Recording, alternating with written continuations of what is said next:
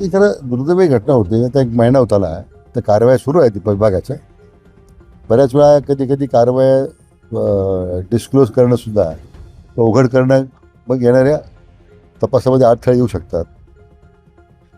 म्हणून मला वाटतं काही बाबतीमध्ये थोडी त्यातली गोपनीयता पाळली गेलेली आहे. माझी अपेक्षा एवढीच आहे, आता मी नातेवाईकांशी बोललो आहे, त्यांच्या भावना तीव्र आहेत, जनतेच्या भावना तीव्र आहेत आणि त्यामुळे आता विशेष करून फास्ट ट्रॅकवर ते प्रकरण घेऊन जावं. तिथं आपण मागणी मी माननीय मुख्यमंत्र्यांना स्वतः विनंती करतोय की फास्ट ट्रॅकवरच गेलं पाहिजे. ते त्यानंतर मुख्यमंत्री महोदय सकारात्मक आहे आणि जे काही आज आरोपी बाहेर आहेत, फरार आहेत किंवा जे आज अटक केलेले आहेत, त्याच्यासुद्धा आरोप आहेत की त्यांना जेलमध्ये व्हीआयपी ट्रीटमेंट मिळते, त्यांच्या बऱ्यापैकी सगळं देखभाल चालू आहे व्यवस्थित. आता आलेली तक्रार आहे, वस्तुस्थिती मला माहीत नाही. अशा अनेक बाबी आहेत की ज्याच्यामुळे लोकांमध्ये चीड आहे की प्रशासनाकडून योग्य दखल घेतली जात नाही किंवा कारवाई होत नाही. मी स्वतः याच्यामध्ये परत एकदा अधिकाऱ्यांशी बोलेन की अजून प्रशासनाने काय कारवाई आपण करणार आहेत.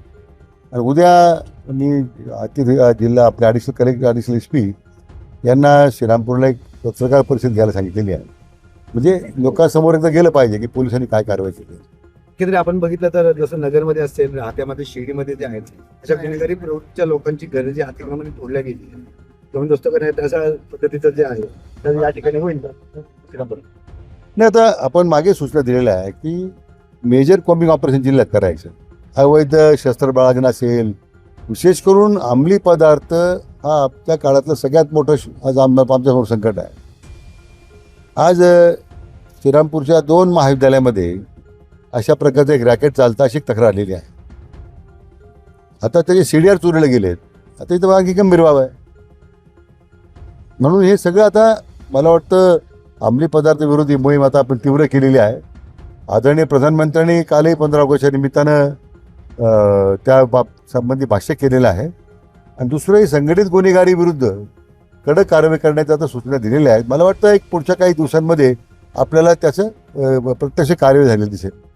1 महिन्यापूर्वी श्रीरामपूरमध्ये माझ्या हॉटेलमध्ये लक्ष्मीनारायण या ठिकाणी ज्या गुंडांनी माझ्या मुलाची हत्या केली, निर्गुण खून केला, ते आरोपी जेलबंद आहेच. पण या संपूर्ण घटनेच्या मागे, या गुंडांच्या मागे कोणती ताकद आहे, कोणती संघटना, कोणत्या टोळ्या यांच्या माग आहे, की कोण मोठे गुंड ज्यांच्या जीवावर यांनी एवढी मोठी घटना घडून आणली. या घटनेमागे असलेले सर्व आरोपी, गुंड, टोळ्या या डिपार्टमेंटने शोधून काढल्या पाहिजे व या सर्वांवर कठोर कारवाई झाली पाहिजे. यांना मोक्या अंतर्गत यांच्यावर गुन्हा दाखल झाला पाहिजे. आज या ठिकाणी आपल्या जिल्ह्याचे पालकमंत्री नामदार राधाकृष्ण विखे पाटील या ठिकाणी आले, आम्हाला भेट दिली व आमचे सर्व प्रश्न जाणून घेतले. तसेच डिपार्टमेंटलाही काही सूचना त्यांनी या ठिकाणी केल्या कारवाई संदर्भात, आमच्याशीही बोलले.